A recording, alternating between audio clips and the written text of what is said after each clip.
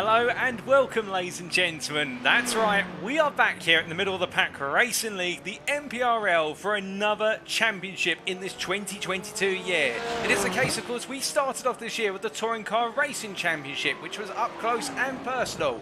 And then last time it was the GT3 Championship that, despite the lack of numbers towards the end, was still full of quality racing. And now we return for the GT3 Championship for this year, for 2022. Another 9 rounds of racing split across 3 classes and 30 entrants, and we kick it all off tonight in Austria at the Red Bull Ring. And here's of course the case that these broadcasts are being brought to you as close as possible as if they are live. It is the fact that these are post-race broadcasts, where the racing has occurred earlier in the week. In this instance, the race occurred on what was Wednesday the 7th of September. We're bringing it all to you as if it were live, so it is the case you get that proper raw experience that you'd expect from any live broadcast. But here's the case, we get ahead of ourselves a little bit, and let's talk a little bit about the schedule for tonight. Times in British summertime, that's BST or UTC +1. It is the case that in approximately what will be 13 minutes time, we get underway with our qualifying session, 10 minutes in length, and we'll be able to ride on board with one of our drivers to get an idea of what it's like to drive a GT3 machine around the Red Bull circuit. And then straight after that, we'll be kicking off with our first race of the season with the grid to turn by qualifying, and that is our sprint race, our 25-minute sprint race, where the only goal is to get to the front of your class and lead to the finish. And you pick up the fastest lap as well, and you get an extra bonus point thrown on top. It's a cherry on the top. In the broadcast booth, you have myself, Paul TX11 Walsh, also known as Britain Spit, depending on what media you follow me on. And it is the case that I will be your commentator and broadcaster for the entirety of this season from start to finish. And you'll be riding with me as we go through the journey of what it is to be a GT3 Championship champion, potentially, for our Pro-Am and AM Drivers Champions as we roll the season forward. But speaking of the season, let's look to the season ahead and what the calendar has in store.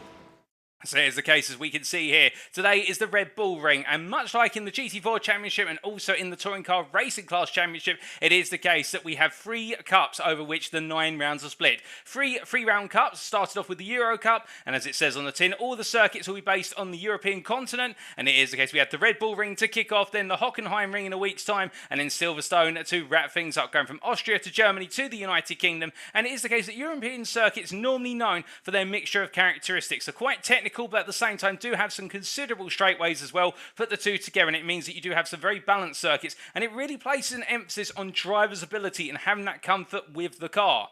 It is the case then in rounds 4 to 6, after a week's break, we head to the North American continent to kick off the America's Cup, whereby we'll be seeing our rounds take place on both the North American and the South American continents, starting off with Road Atlanta, then Circuit Charles Villeneuve, and then Interlagos, or Autodromo Carlos Pache as it's also known. And it is the case that that circuit, those circuits, the America's Cup circuits, are known for being quite power orientated, but also at the same time throwing in some very interesting conundrums, where it be the case of the switchback chicanes of Circuit Charles Villeneuve, alternatively the considerable elevation changes of Interlagos. And then after a week's break, we'll be coming back for what is rounds 7 to 9, and it will be the Japanese Cup. All these rounds taking place in Japan at 3 very famous Japanese circuits, including Honda's official circuit of Twin Ring Motegi, and then we're making our way over to Honda's official test circuit, where recently the Honda Civic Type R 2023 model broke the circuit record for a front-engine front-wheel drive car at Suzuka, and then it will be Fuji to wrap things up. And it is the case that those 3 rounds all taking place on circuits which are very technical in nature,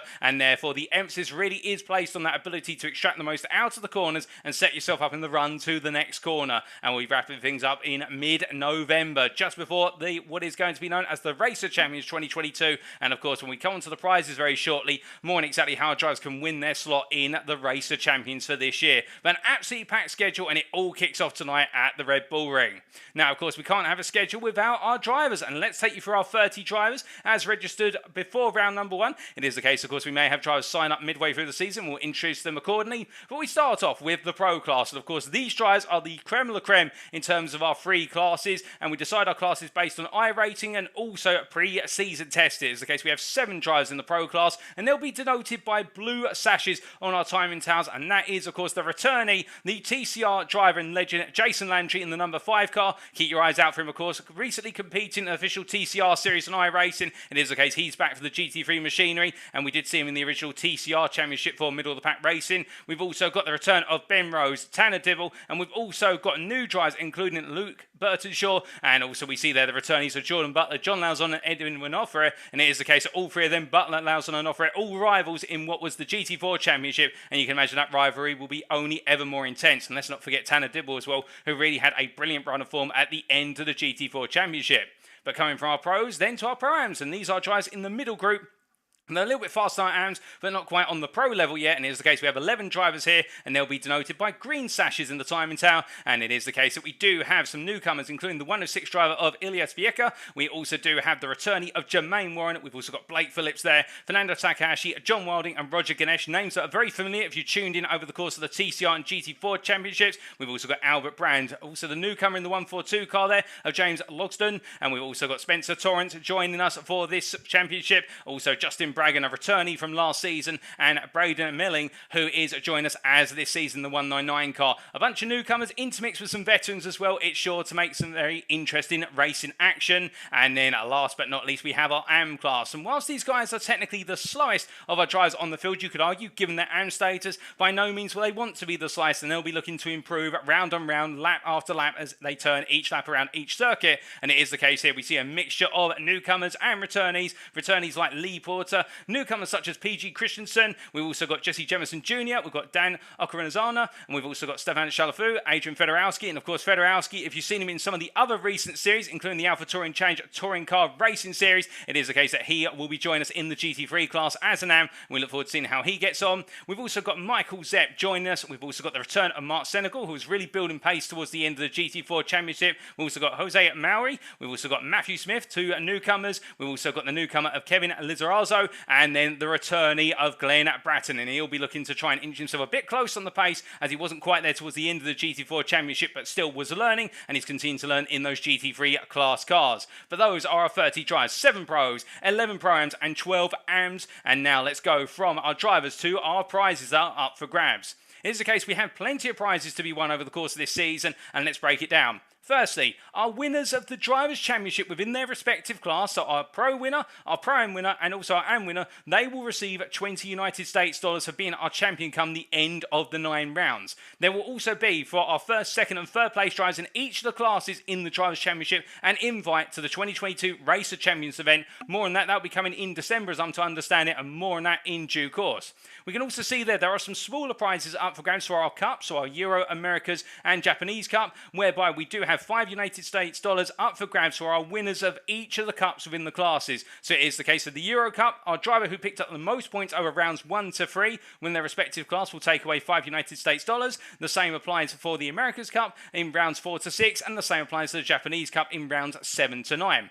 There is also going to be a raffle come the end of the season, whereby any driver who has participated in and finished 8 out of the 9 rounds, they will be eligible for a raffle draw, which could see them win 20 United States dollars. There's no classes there. It's just simply whoever's made 8 rounds or more and got to the finish. It is the case we'll have 2 winners from that raffle. So it is the case you're encouraged to take part in every race, even if you're not able to win the championship. You never know, you may strike it lucky and pick up a point, well, not a point, I should say, an economic award at the end of it. But it is the case, as we see our prizes there, plenty up for grabs for our drivers. Now let's come to our first circuit where they begin their journey, and it is of course the Red Bull Ring, the Grand Prix variant of which is located in the town of Spielberg in the Styrian region of Austria. And this circuit, whilst it looks simple on paper, is anything but simple.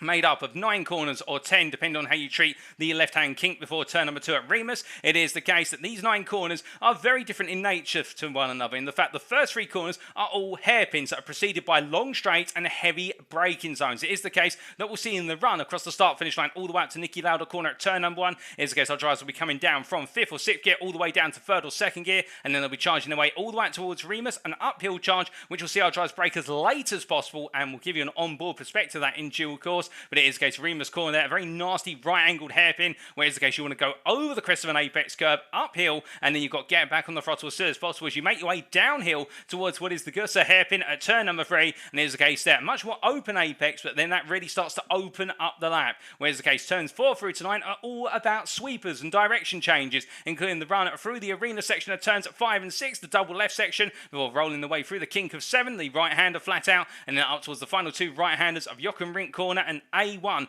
Of course, Jochen Rindt named after the very famous motorsporting legend, and it is the case the A1 corner at turn number 9 named after the previous guys at this circuit, where it used to be known as the A1 ring before it was bought out by Red Bull in what was the early stage of the 2010s, and it is the case we saw the revival of the circuit in popularity when Formula 1 returned to the circuit in 2014, and it is the case that the Red Bull ring, as it's now known, could not be more popular. Indeed, it is a circuit much loved by our drivers for the fact that it really is all in and requires you to be smart on the brakes, brave on the brakes, and also bold with the overtakes. But as we look from our circuit then to our race rules, let's take you a little bit through those as well.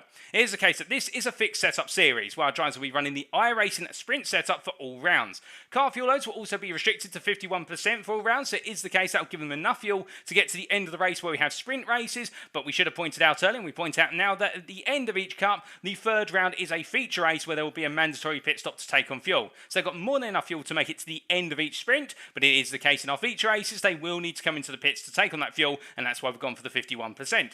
In qualifying, we're doing something a little bit different for this championship, whereas it's normally been the case that it's been an open qualifying session where everybody's been out on circuit looking for the space to put in a lap time. We are instead using a lone qualifying format for this season. That means that all of our drivers will be isolated on circuit. They'll technically, within iRacing, the sim racing platform which we host this series, they will have a lone circuit to themselves where they'll be able to put in the best possible lap time over the course of 10 minutes or 3 laps, whichever one they surpass first. Whereby it's the case they have nobody else with them, they simply have the circuit to themselves, and that means that they'll be able to put in those absolutely brilliant laps. Of course, we will miss seeing all of our drivers out on circuit, but it's the case we decide at Middle of the Pack Racing League to try something a little bit different here and see how it works out. Now, what that means for you guys and girls at home tuning in right now is the case that in terms of qualifying, we'll only be able to see one driver on circuit throughout the entirety, and that will be the driver who provides us with our replay file for today, because this is a post-round broadcast, so you'll get to see Jermaine Warren take to the circuit in the Ferrari 488 Evo for this round. Then in the sprint race, it is the case the race will start under a manual double-fold rolling start, with the formation being held up to the start-finish line, after which drivers may go racing. So when they get told it's green, they're not allowed to go racing until the leader reaches the start-finish line. And of course, that's something that we've been traditionally doing over the course of all our seasons this year. Each driver will have one fast repair available. Although I should point out, if a driver ends up going to the pits due to damage, that may be their race spoiled, given the fact that it's a short race, it is a sprint, and a driver should receive a drive-through penalty if they accumulate 25 or more instant points, and let's hope they don't pick up any drive-through penalties, because they'll spoil the racing as well. But it is the case, with all our rules, regulations and whatnot covered, we head back to our circuit, and it is the case, as our drivers are getting ready to go, you can see there, Jermaine Warren parked up right now, the number 114 driver there, itching to go, is the Pro-Am, and as we look further afield here, it is the case, we do see Edwin Offred here, our pro driver, making his way on around in the Mercedes AMG 2020, of course the newly released 2020 Evo machine on iRacing, and as he makes his way through turn 7 and up towards turn 8 in this final warm-up session with only a minute to go here, plenty of machinery out on the circuit, and we even do have a lonesome Ford here in the form of the Ford GT being piloted by the Canadian from ERS by Skyline Designs, and that is Braden Melling here as he makes his way up towards turn number 2 at Remus. And the Ford GT, you don't normally see it, much like the McLaren MP4 12C you don't normally see, given the cars are not seen as favourable based on the current balance of performance in iRacing. They're also very difficult cars to drive, but we'll have to wait and see if Melling's able to pull off a surprise for everybody, the Pro-Am driver, as he makes his way down towards turn number 3. And we do, of course, have Jose Mauri here in the McLaren MP4 12C in the 233 car. It is the case the AM driver here making his way down into turn number 8 and up towards A1 right now, and that McLaren very fast through the corners. If you can balance it, it's the case that this car is a bit of a sleeper and it can catch many by surprise. But it is the case, we see him making his way across the timeline here to complete his final practice lap. We do look to the chat and we do say hello to what is the Twitch chat there, and in particular we say hello to the real Tragic Johnson, and we also say hello to Max LP80, and we also say hello in the YouTube chat there to what is Jeeves ACBC and also Jason Langin. It is the case, ladies and gentlemen, if you are tuning in on any of our two media tonight, of course this broadcast being brought to you live via both Twitch and YouTube. If you go to twitch.tv/TX141, you can tune in there. Alternatively, if you're more of a YouTube person, you can always go to what is youtube.com and search for Paul Walsh, or alternatively TX141TX, the pseudonym I operate under. It is the case you can tune in on YouTube, and do drop us a message in the chat. Let us know how you're doing.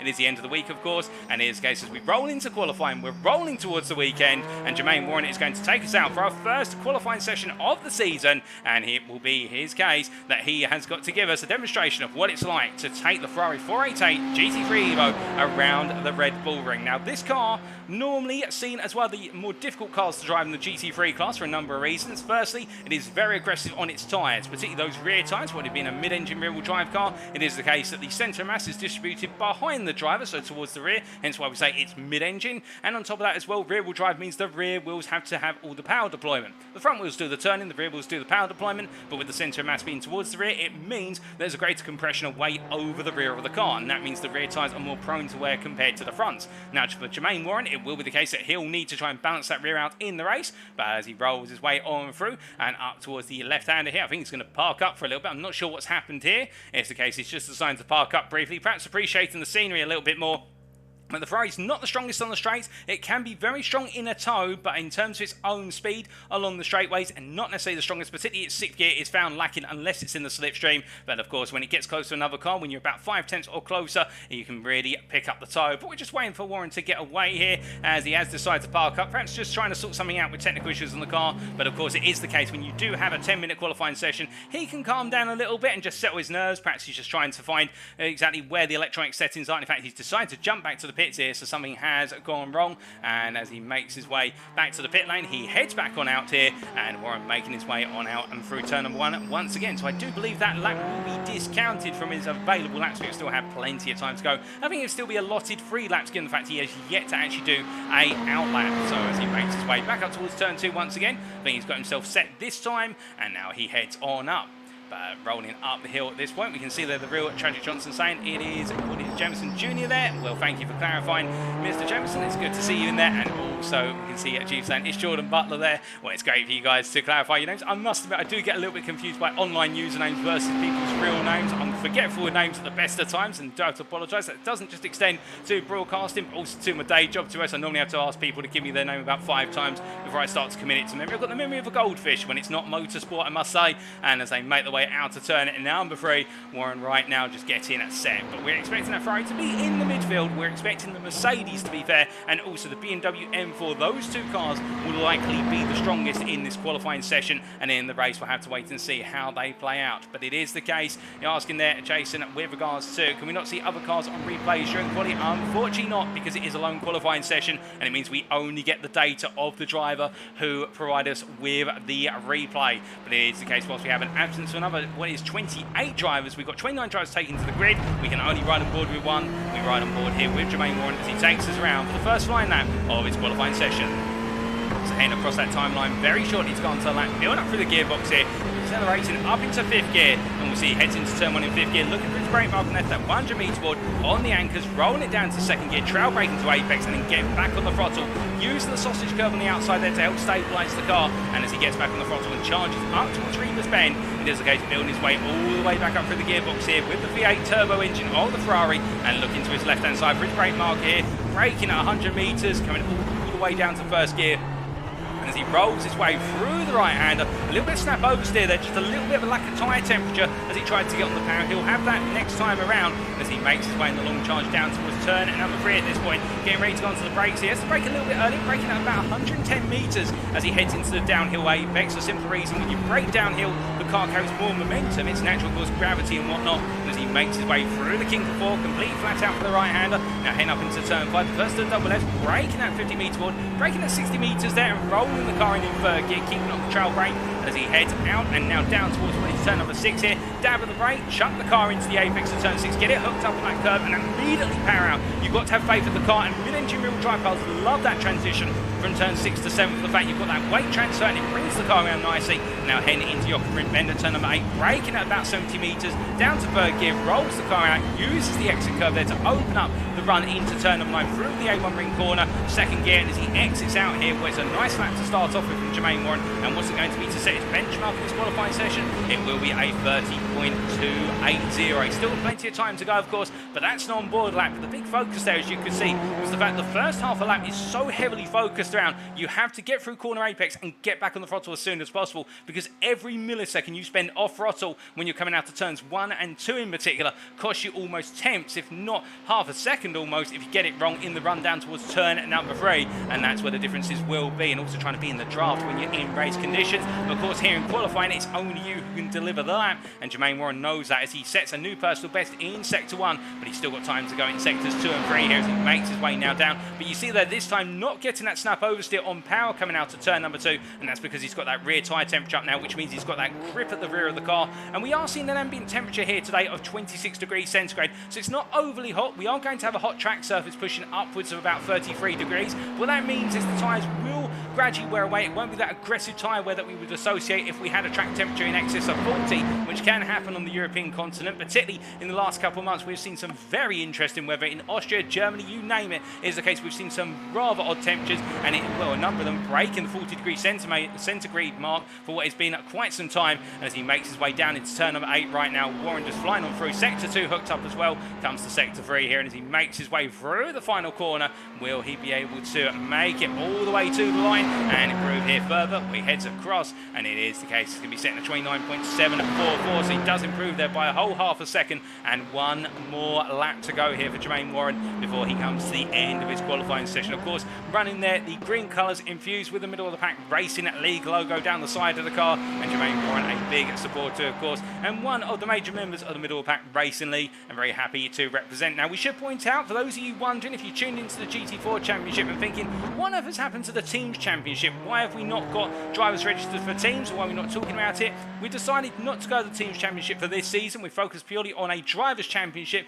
given the fact that the Teams Championship did not bring as much gravitas to what was the GT4 Championship compared to the Touring Car Racing Class Championship. So that's gone away, and also it is the case we will not be conducting an instant point count championship for this season. We decided to go all in on the prizes for championship and cup winners instead, and as Jermaine Warren makes his way out of what is turn number 4 and up towards 5 here, is the case now, not improving in Sector 1 as he comes to the end of Sector number 2. That timeline cannot vary shortly. Doesn't improve there, and it does look as though this is becoming a bit more of a cool-down lap rather than a lap where he's going to improve. And to be fair to Warren, I think he might feel as though he's done enough to get that 29.744. Of course, we won't know where it puts him on the grid until we transition over to what is the race very shortly after he completes this lap, but we'll have to wait and see. But I suspect that 29.744 will put him in the region of the bottom end of the top 10, but I could be mistaken, of course. We're not 100% sure how drives' times gotten in their practice sessions only week, but you see the checker flag there for Jermaine Warren, and as he crosses the timeline, that's a 29.918, so not far off his best on that second lap, but no means the closest or better than his second lap, and he'll have to settle for a 29.744.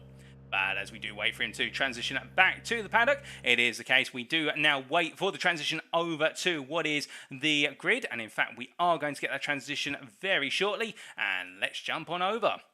So, as we now look to the grid for race number 1, how do they line up? Well, it is the case then for round number 1 of the GT3 Championship for 2022, as hosted by Middle of the Pack Racing League on iRacing. It will be a Luke Burtonshaw who lines up on pole with 29.050, and he took pole over Jordan Butler in the end by what was 1.5 tenths. John Lauzon lines up P3, and it will be the case he's joined on row number 2 by Jason Landry, the Canadian from Delta Motorsports there. And then we have our pole sitter in the Pro-Am class of Jermaine Warren. Well done to him. That lap was good enough for pole position in the Pro-Am class. The privateer there on row number 3, joined by the pro of Tanner Dibble.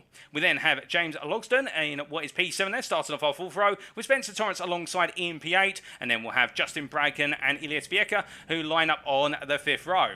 Behind them, it will be the case that we have our AM pole sitter of Matthew Smith, a great lap there by Matthew Smith, 1.1 seconds off of the pole lap in P11, joined by Edwin Nofre there in P12. And then behind them, we will have Fernando Takahashi, joined by Ben Rose on row number 7, followed by Lee Porter and Blake Phillips on row number 8. We then have Adrian Fedorowski in the QZ Motorsport machine, joined by John Wilding on row number 9, before Dan Okarazana in P19, starting off row number 10, joined by Stefan Chalafu in P20. We then have Roger Ganesh and Jesse Jameson Jr. line up on row at number 11, with Braden Melling and Michael Zepp line up on row number 12. And then behind them, it'll be Mark Senegal and Kevin Lazarazo in what is P25, P26. And then we have PG Christensen, Glenn Bratton line up on row number 14. And then last but not least, at the back of the field, but not to be forgotten about, our lone McLaren of Jose Maury starting P29. In this case, we look from the back of the field to the front of the field as the pace car gets underway, and it is now time for our drivers to head to the start-finish line to go racing and kick off the racing for this season of the GT3 Championship. But as they make the way on out here, it is the case, heading all the way up towards what is turn number 8. Not long to go now before we go to the green, and as they head all the way into the right hand here, they'll let the pace car go, and it will be Burton Shaw who gradually takes our drivers on around and sets the pace to the start finish line here. They do have a defined speed, of course, but we're just itching to go racing. They all are as well, I can tell you that. And as they make the way through right now, one more corner separates them from going to the race.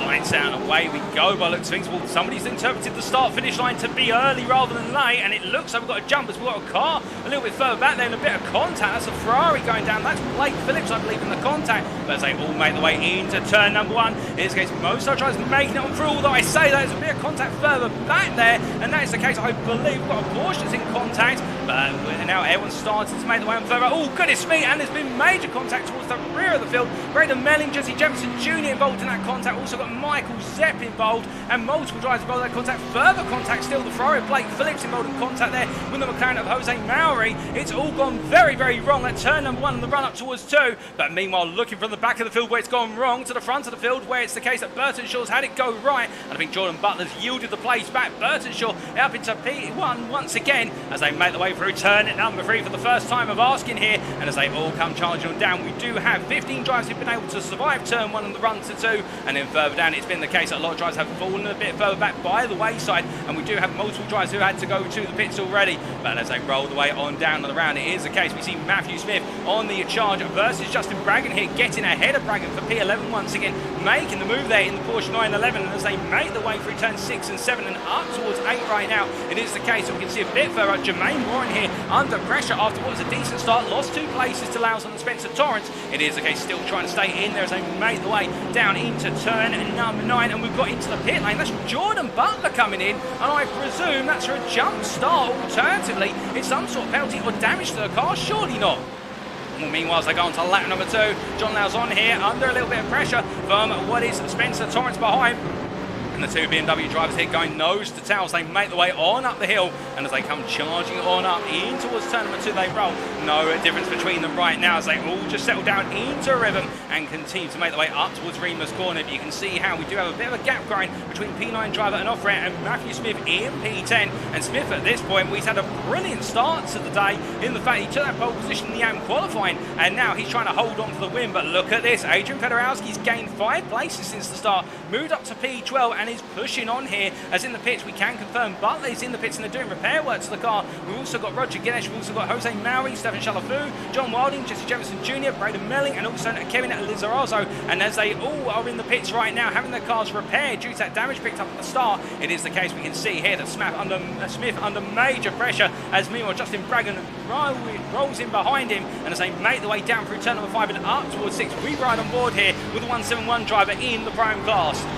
Now as they make the way through the left into right, you can see the Braggon in that dirty edge, just struggling a little bit with some understeer coming out 6 into 7. And as they head up the hill and in towards turn number 8 right now, he's got to be careful because this BMW is a little bit twitchy on that front end in terms of that potential for understeer compared to the Porsche, of course, running in that dirty air. The Porsche is the ultimate handling car, it doesn't have the straight line speed by comparison, so it is the case that really Smith right now is showing his comfort in that Porsche as they make the way across the timeline and up towards turn number 1. But as they do, not too much change on this lap between the drivers, everybody settling into a rhythm nice and early, particularly in our top 15. But you see there, Smith gets it a little bit wrong under braking, loses the momentum, but Braggon has to back out as they now head up the charge towards turn number 2 once again. And as Braggon gets closer and closer, he inches little by little. Will he look to the inside here? Surely he's got to go for it now. He's losing time up the inside, he takes the peak. But you can see how it's the case of Smith out braking Braggon. There's a little bit of contact between the two of them there, a bit of netco contact, and that does force Smith off. And Adrian Fedorowski goes up the inside there to take the lead of the AM class as they make the way on down.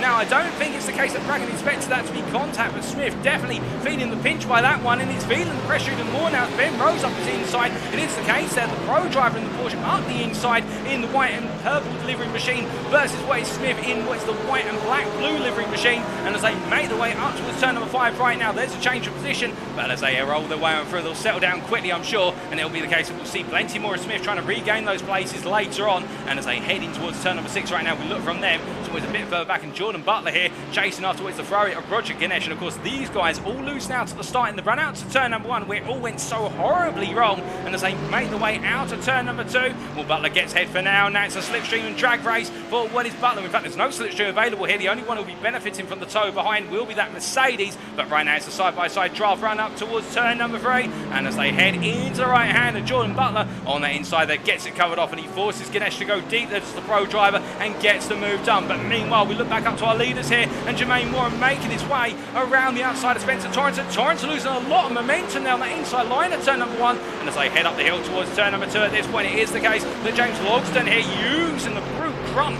of what is that Mercedes V8 6.3 litre engine versus the flat 6 of the BMW, but as they roll their way through the right hander, it's the case. We can see our BMW driver Torrance is not giving up here, and Logston's going to have to fight for it hard as they make their way down towards turn number 3. But as they come all the way down towards turn number 3 in this long distance run, it is the case that they'll both be trying to slip into the draft of Jermaine Warren here to try and get a little bit of extra top speed. But they fall into line and roll their way through right now. You can see that Logston definitely not giving up on this as he stays so ever close to the back of Torrance as they make their way up towards 5.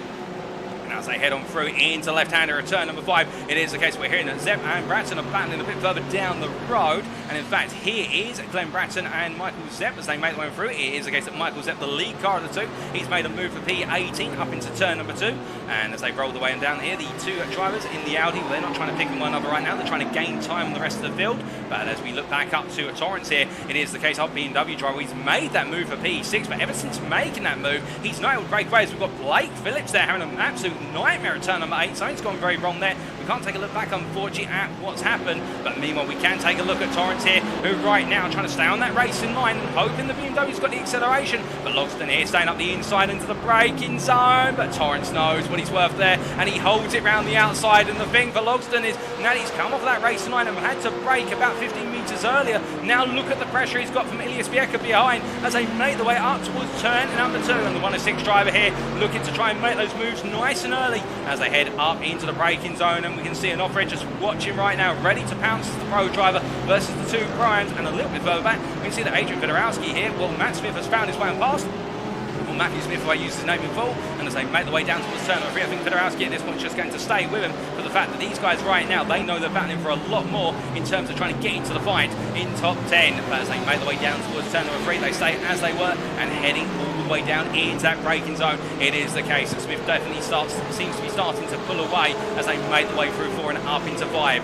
Now as they roll the way into left-hand here, it is the case that right up front, we haven't talked about our race leader for some time. He starts on pole, of course, Burton Shaw now trying to break away from Landry behind. In fact, Jason Landry has got ahead of his peers behind him, started on that second race, gained 2 places, and we should point out, by the way, the Delta Motorsports team listed there, that's a bit of an error, that's a bit of an old carryover from our data table that we have in the background of the broadcast. We'll get that fixed around at number 2, and indeed any of our drivers tuning in right now, if they want their teams represented, do let me know, and we can get that fixed. But focusing more on the racing here, Landry at this point just running behind Burton Shaw. It's the case of the 2 Porsche drivers really running away, and whilst this would arguably be against the form, we normally expect the Porsche not to be strong at these more power-orientated circuits, at least for the first half of the lap. These guys definitely finding a way to deploy the power they've got and also carry that speed for the second half of the lap. But as they make their way up into turn number 2 right now, it is the case of looking a little bit further back here to the battle for P5, and this is really the battle that's building. It's Jermaine Warren at the head of this trio, followed by Spencer Torrance and James Logston.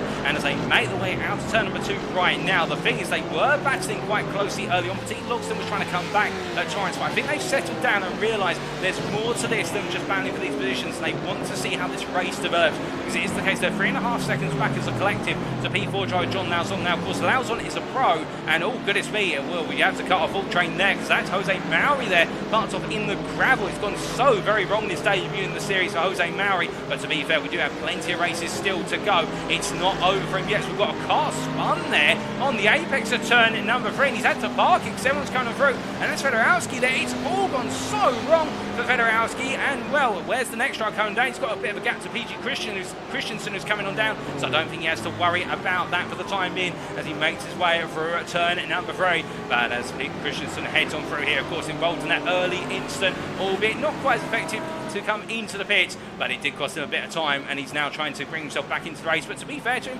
running P6 in the AM class right now, it is a case I don't think he'll complain too much if he's able to pick up that P6 and get some good points on the board. But as we do look from him to Spencer Torrance here, we should point out to you guys and girls tuning in right now how the championships work out. It is the case that points are awarded, as I understand it, based on class finishing position, not overall finishing position. So it is the case that Jermaine Warren, who's just ahead of these two, will pick up the maximum points of the Pro class for taking the win, and that's why they're battling so hard as James Logston here looks up the inside. But of course, on the inside takes a bit too much apex curve, hits the yellow sausage, and as they make the way out of the corner and down towards turn number 3 right now, it's a drag race once again, but the difference is here, Logston does have his nose ahead, and more critically, he's on the inside into a corner where you want that inside for the move. But just look at how deep Torrance goes on the brakes by comparison. But in there, Logston gets it done. And now if he can just hold it in the run up towards turn number 5, I think he'll feel safe at the time being. Meanwhile, further back, we can see it's the case that Spieka under pressure here from Edwin Offred and also Justin Braggham.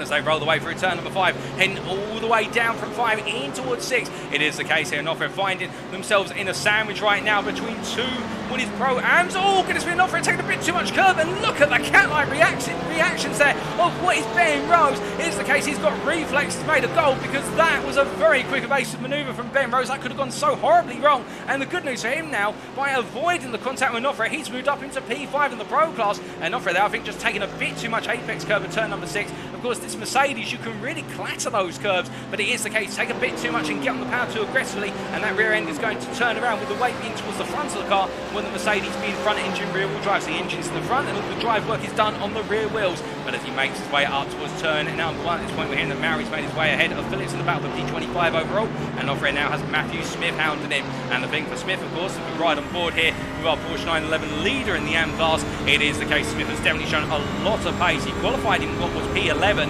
He's lost a place overall since the start, and I think Smith at this point may be salivating a little bit at the prospect of claiming a Pro Scout, and he'd like to claim the Scout of a Mercedes driver, none other than Offred, as they make the way out of turn number 2 and down towards 3. But as they charge on the throttle here, all the way down the hill at this point, Smith, you can see the difference here in the straight line speed. He's in that draft, but that Mercedes is just pulling away, and that's why he's got to do it all in the corners. And speaking of getting things done in the corners, well, we look to our leaders right now, and they have closed up in the battle for the overall and the Pro lead. Burtonshaw, who did have that early advantage, he is now falling back into the clutches of Landry, and on that last lap, Landry took 2 tenths out of Burtonshaw. Now, has Burtonshaw simply overheated those rear tyres? We know the Porsche very sensitive to tyre temperature on the rear, given the fact that this car has its centre of mass distributed so close towards the rear axle compared to any other mid-engine rear-wheel drive car. And as he makes his way across the timeline up towards turn number 1, it is the case that these two do seem to be in a little bit of world of their own. In fact, to put it in perspective, they're the only drivers on the circuit consistently lapping in the 29s. Everybody else, the 30s or the 31s, these two are taking a couple of tenths a lap at least, if not over half a second over the rest of the field, and are just trying to walk off into the distance. But of course, the more they fight, the more likely they'll bring this man, Tanner Dibble, in P3, and Stephen Shalafitz between them in P22 a lap down. It is the case that Tanner Dibble right now will be looking to try and get into that mix as they make the way through turn number 2. We're rolling on out here. It's the case that he's got John Lauzon for company as they head all the way down towards turn number 3. And on the accelerator they charge, but as they roll the way down, we passed the halfway point of this race. Of course, it's been 25 minutes. We just passed 12.5 minutes. Still plenty of distance to go in terms of time. And with that, we still got a few surprises in store. There's no doubt about that. And here comes Spencer Torrance in P7 here, chasing after Logston. And to be fair, this rivalry right now, oh, could have been Logston goes a bit deep there, and Torrance just simply says, well, don't mind if I do. I'll go up the inside. And I think Logston just getting a bit wrong and having to get off the throttle. So it looks like he understeered quite heavily onto the exit curve at turn 4. And I can tell you, as soon as you put a wheel beyond that exit curve and onto that gravel at turn 4, you're not getting the car back. It will just go straight into that gravel, will alternative, you try and power for it, the car will go round. We've seen it in real world motorsport all the way out to Formula 1, and we've seen it in iRacing GT3s, and I think Logsdon there avoiding what could have been a critical hit to his race success as he makes his way through turn number 8 right now and heading down towards 9. But as they roll the way down, we look from the battle for the lead of the Prime class to the lead of the Pro class here, and as they make the way into the first corner once more, you see Burton Shaw under major pressure as we ride aboard the gearbox here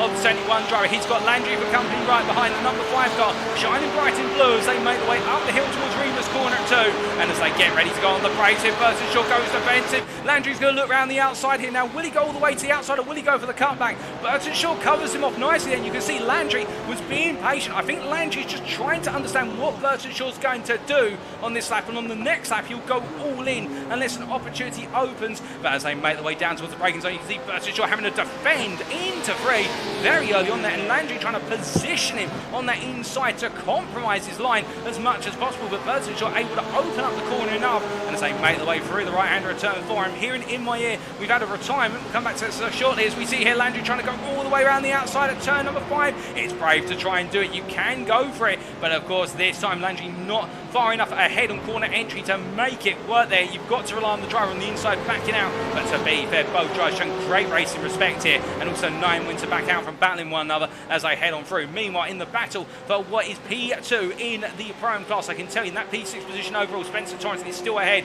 of James Logsdon, and Jermaine One has broken away from the pair of them by a couple of seconds, as now we see our leaders head across that timeline to go on to lap number 11. Still plenty of time to go, 10 minutes on the clock here, and the question is, can Burton Shaw hold off the fast charger behind, or will it be the case that Landry finds a way on through? We'd imagine the amount of pressure he's putting on right now, be hoping a mistake occurs. Meanwhile, in that battle for P2 in the Prime class here, Torrance versus Logsdon, it is the case. Logsdon up the inside once again, but Torrance is going to try and hook around the outside, and as they roll the way through there, you can see Logsdon taking plenty of apex curve, but look at this, Vieca now trying to look for the move as well, as they all charge up towards the hill. It's going to be a train, and I wonder if this is going to be 3 wide in the long run. We're hearing that Ben Rose has just had an instant turn number 1, but we focus here on the battle up towards 2 right now. Logsdon on the inside there, Vieca between the two of them, but backing out at the last minute here. Vieca being very smart, I think, looking for the potential cutback run, but watch out for Justin Bracken as well. He's getting into the mix here. He's saying, don't mind if you do, if I can get involved in this battle with you, as they head all the way out towards turn number 3, and as they make the way down the hill this time around. Well, I think for Jermaine Warren at this point, he's going to be rubbing his hands together in the cockpit of that Ferrari and thinking, keep it up, guys. I'm just going to walk off into the distance and take the win, if you don't mind me.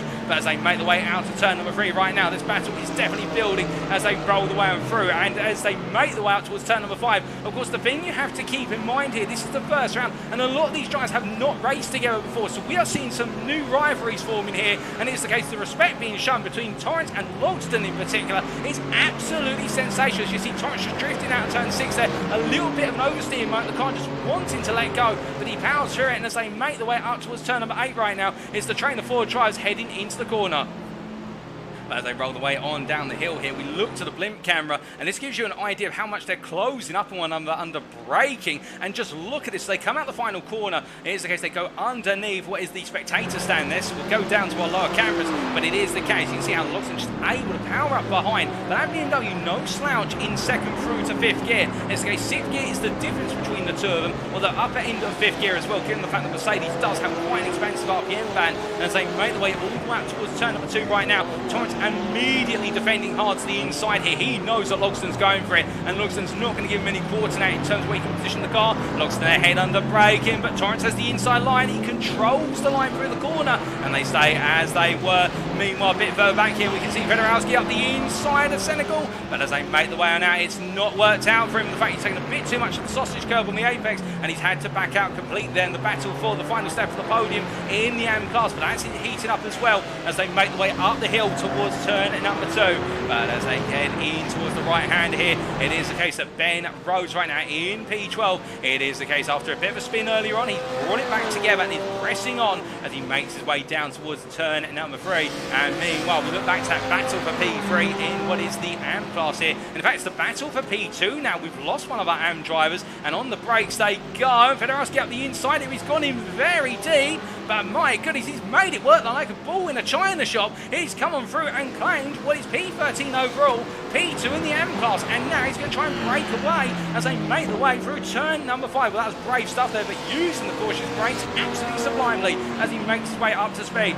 Meanwhile, back further up towards the front here in the battle for what is that second place in the Prime class, we can see that Torrance still under unrelenting pressure from what is their Logsdon. And as we ride aboard the gearbox here, where you can see the angry, menacing look and that grille of the Mercedes as they make the way towards turn number 2 here. And the BMW, while she may be bulky, she may have that massive grille on the front as well, but she's trying to punch as graceful line through the air as possible here as they go onto the brakes into 2.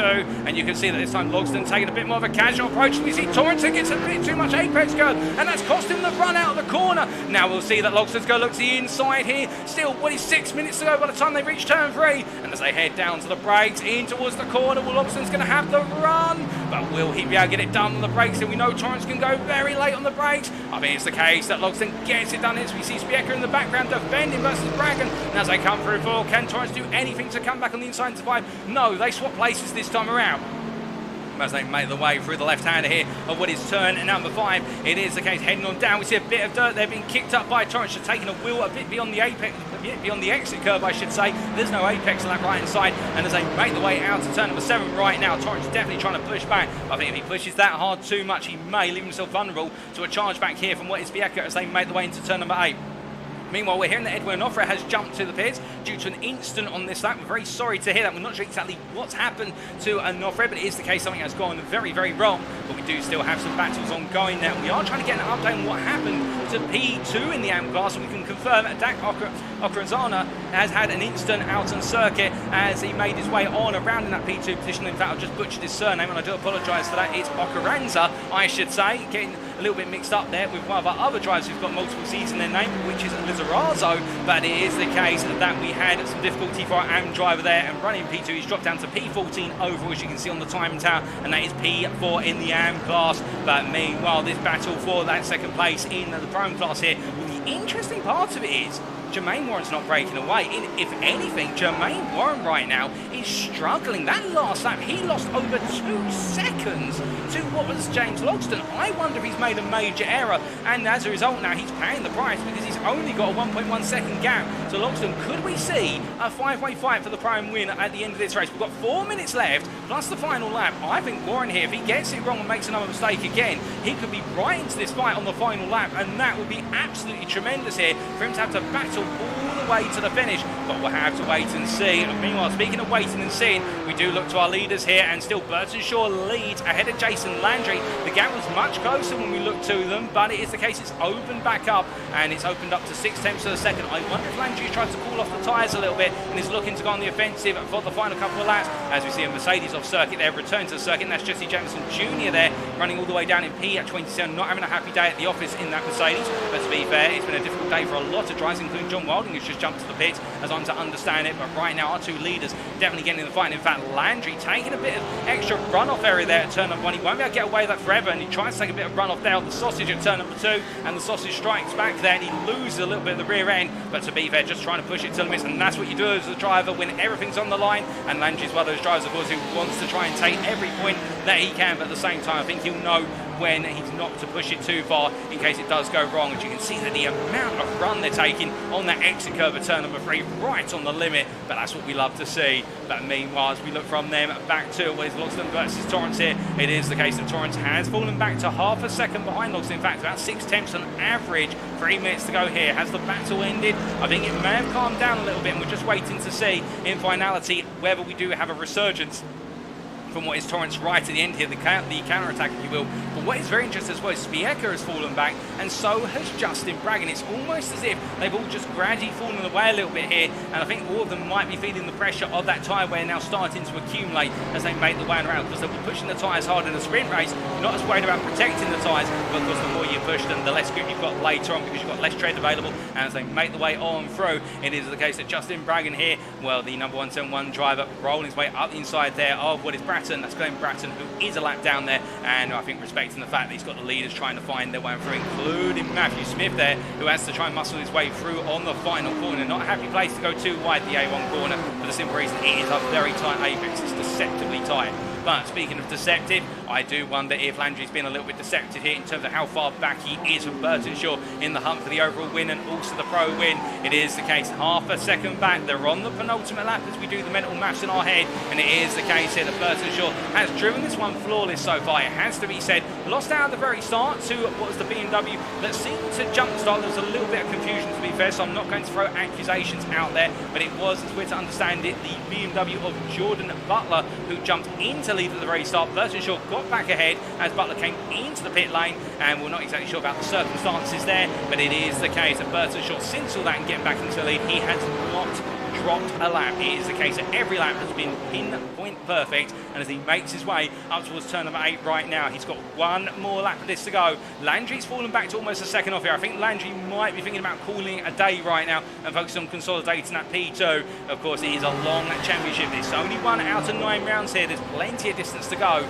but meanwhile we look to what is our battle for the win in the Pro-Am class here with a minute left and one more lap on the clock after this. Jermaine Warren is definitely in trouble right now. He's within 6 tenths of Logsdon as they make their way down through the final corner here, and if he gets it wrong at any point as the white flag is waved by Barney Flag, they're off flag man. It is the case, they head across the line and Warren is dropping time. He's lost 2 tenths, 2.5 tenths to Logsdon, 3 tenths to Torrance, and he's not got long to go. Can he hold on to the finish, or will it all be tears right at the end of the Red Bull Ring? We'll have to wait and see. Meanwhile, a bit further back, we can see that Lee Porter here battling with PG Christensen for what is P18, P6 in the AM class here, and as they make their way down to the braking zone, Christensen ahead in the BMW M4. I think he's going to stay ahead quite comfortably there as they make the way on through, although I'd say that it's a bit of a slow run out to turn number 3, and well, can Lee Porter potentially cipher up the inside at the final hour here as they make their way into 5. He looks for it into 5, but no can do it. It's the case that on that inside line you've got to be a lot closer than that. You can't just dive in there because the way the corner is off camber and it slopes away. But meanwhile, speaking of sloping away, it is the case, here's your race leaders, and Burtonshaw was sloping away, but now he's falling back and he's got some traffic in front of him here with only 2 corners to go, and Landry's giving it a last push. Will it be Burtonshaw or Landry on the line as they make their way down through turn number 8 here? Well, Burtonshaw's only got one more corner. He doesn't need to complicate this, but Landry's right there with him. They roll the way on through, and as they come out the final corner, the checker flag waves, and I think he's done it. Luke Burtonshaw takes the win in the Pro class and overall in the first race of the season ahead of Jason Landry. It will then be Tanner Dibble across the line P3, completing the Pro podium, followed by John Lauzon and Jermaine Warren in the end. Despite falling backwards towards Logsdon and Torrance, he's held on to take P5 overall, the win in the Pro-Am class here ahead of Logsdon and then Torrance to complete the podium. Brilliant battling between them. Ilias Becker will come home in what is P8, and then we have Justin Brangan P9, and then here is Matthew Smith P10. He takes your AM win ahead of Ben Rose, who'll make his way through the final corner shortly. To take P11 here, does the number 12 driver. Difficult day for him, but plenty more to come. There's no doubt about that as he heads to the timeline. So P11 for him, which is P5 in the Pro class. And then here is Adrian Fedorowski, who fought his way up to P2 in the AM class for QC Motorsports. And then we have Mark Senegal here, P13. That's 3rd place in the AM class here. Brilliant driver, Mark Senegal. Dan Okrenza in what is P14. And as he rolls his way through the final corner here, it was the case he had a P2 on the cards in the AM class. Wasn't to be, but I'm sure he'll bounce back and take everything away from that one and look upwards. And then we have Roger Ganesh, who will complete the top 15 here as he comes to that timeline ahead of Michael Zebb, who completes the top 5 in the AM class, P16. And then it will be Jordan Butler making his way on for a couple more drives to complete what is their lead lap. Here we, of course, had Takahashi and Blow in P20, who were a lap down when they finished. Butler P17, difficult race for him today. And then Lee Porter as well, P18 overall, that will be P6 in the AM class. And then we have PG Christensen, the last driver to finish on the lead lap, P19 there, P7 in the AM class. Well, with that, ladies and gentlemen, it is the case. We now take a look at those race results, of course, subject to any stewards' inquiries, and let's go through them. So it is the case after 25 minutes of racing in the middle of the pack racing the GT3 Championship for 2022, round 1 at the Red Bull Ring. Luke Burtonshaw in the end being classified your winner by 2.5 tenths ahead of Jason Landry. A great rivalry between the two of them, and you can imagine that will continue into round number 2. Tanner Dibble P3, John Lauzon at P4, and then we have our Pro-Am winner of Jermaine Warren, of course, in the end holding on by 8 tenths to James Logsdon and Spencer Torrance, with Ilias Bieker and with Justin Bragan and Matthew Smith completing the top 10, Smith being what is your AM winner. But as we look to the individual classes, It is the case here. We can see that Luke Burtonshaw taking a look for the win, and he found it in the end, bringing home what was a 2.5 tenths advantage over Jason Landry, with Tanner Dibble P3 completing the pro podium. John Lowes on there P4, and it is the case Lowes not quite on the pace of the top three, but at the same time not falling out of touch. Ben Rose at P5, and then Jordan Butler and Edwin Offer, they're both having difficult days at the office, and they'll be looking to bounce back next time out. Meanwhile, in the Pro-Am class, it is the case. We can see that Jermaine Warren taking that win by 8 tenths ahead of the two major rivals. I think we've seen fireworks between James Logsdon and Spencer Torrance today. Those fireworks, well, they're only going to be filled with ever more gunpowder as we go into the second round onwards, because there's great battling between the two of them. But Logsdon strikes first blood in that rivalry, and we'll have to wait to see whether it's Torrance who can come back stronger in round number 2. Elias Becker in P4. They're with the top three for the most part, but falling away towards the end. I think there might have been a mistake or two towards the end. Alternatively, the backmarker traffic just caused Spieka to back off a little bit, and then Justin Brang completing the Pro-Am top 5 with Roger Ganesh, Fernando Takahashi, Blake Phillips, and Braden Melling, I should say. There's no N there. Braden Melling coming home P9, and then John Wilding with that retirement 4 laps on the finish coming home in P10. And as we look to what is the AM class, it is the case here. We can see that Matthew Smith, your winner by 21 seconds in the end over Adrian Fedorowski. A great drive from Smith and really pushing the boundaries and the pace there ahead of Fedorowski, bringing home that P2 for QZ Motorsports. Mark Senegal P3, Dan Ocaranza, I should say, getting it right this time, in P4, and Michael Zepp there completing the top 5 in the AM class. Brilliant drive from Zepp. Lee Porter P6 ahead of PG Christensen, both of them having difficult races, but not compared to with Stefan Chalafu, Glenn Bratton, and Kevin Lizarazo in P10, and then Jesse Jameson Jr. P11, followed by Jose Maury, completing the standings there in the AM class P12. A difficult day for Maury, indeed 11 laps down with the retirement. Not a great start to his season. But it is the case, ladies and gentlemen, that concludes our standings, and now we must wrap up.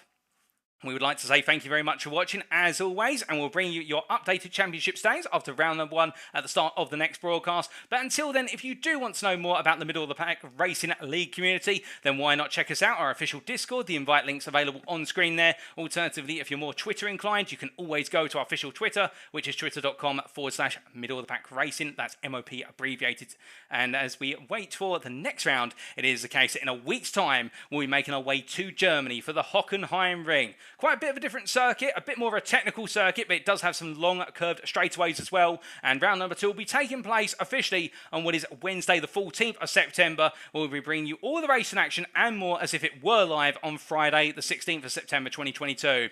But until then, ladies and gentlemen, we have been the Middle of the Pack Racing League. I've been your host and commentator, Paul TX141 Walsh. And until next time, remember to stay safe, stay well, stay smiling, have a fantastic weekend, but most importantly, remember to stay on track. Good night.